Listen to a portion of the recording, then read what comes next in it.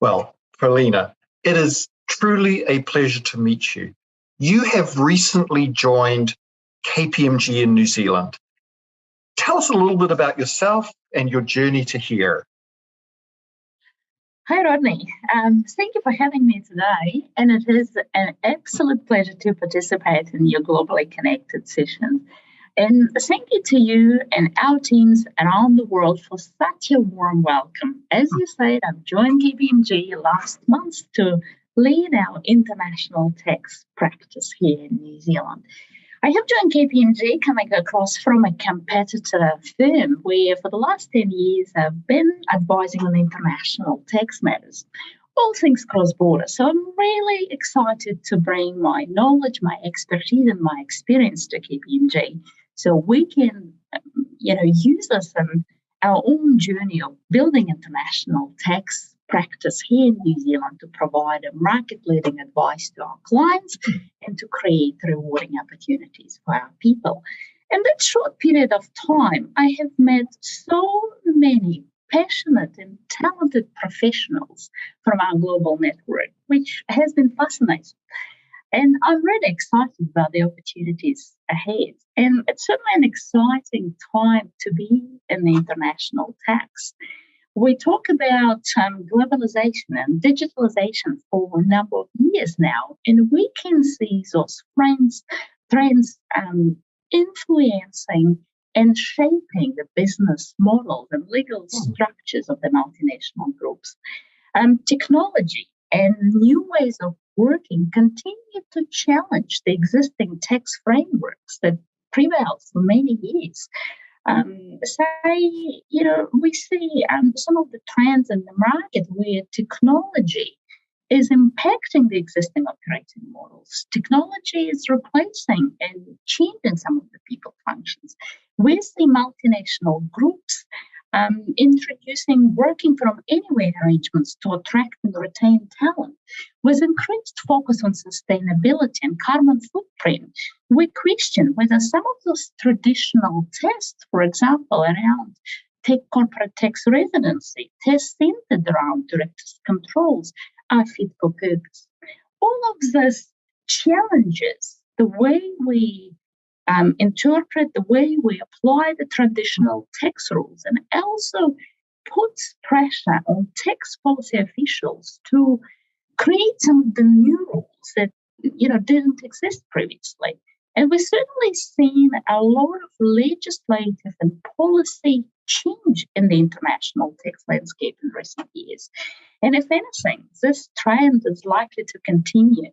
This, combined with the increased scrutiny from tax authorities, probably now impose a greater focus and emphasis on international tax risk management, on appropriate planning, and also on the international tax compliance. Really interesting, Polina. And first, welcome to the family. Really interesting point about the need for policymakers to be looking at all these new things and figuring out how the system accommodates those or whether the system needs to change. And thinking about the system, and in particular, the New Zealand tax landscape, tell me a little bit more about what you're seeing the tax authority doing and where you think that might lead to if you were to crystal ball gaze. That is a great question. I would probably describe that New Zealand Tax Authority, New Zealand Inland Revenue, is currently in that information gathering and data collection phase. In recent years, we have seen some targeted data collection campaigns. We have seen some targeted reviews. For example, we had questionnaires around international tax and financing. We had specific reviews of distributors, manufacturers, clients, and corporate entities with losses. We've also seen an increased focus on tax risk management and governance frameworks. And I think the key message is clear. Inland Revenue, having completed its business transformation project, certainly have come out of that project more invigorated, better resourced. And as far as the multinational clients are concerned, the message is clear. Inland revenue will be enforcing, and some of those rules introduced as part of the BEPS reform. Say, take a hybrid and branch mismatch arrangements as an example. Last year, Inland Revenue has released an operational statement essentially outlining its approach to tax administration, outlining its expectations regarding the level of internal documentation required to support the New Zealand filing position. And while we haven't yet seen much scrutiny by way of questioning, by way of reviews or audits, I think this is largely explained by some of the resource constraints and some of the challenges driven by COVID-19 pandemic, and also by administering by resources required to administer some of the relief measures.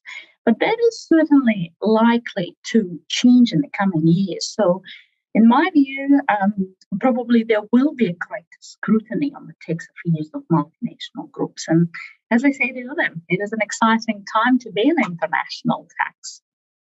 Well, that's really fascinating, Polina. So you painted a picture of the inland revenue collecting data to figure out where to prioritize, that it's gone through a business transformation, and a little bit of crystal ball gazing about upcoming enforcement activity. I look forward to catching up with you again, Polina, in the near future. And next time, I'm going to ask you about New Zealand's perspectives on the BEPS project. So till then, again, welcome to the family. Thank you. And I look forward to our next discussion. That's certainly a really topical issue here in New Zealand. Thank you. Okay. You have a good day.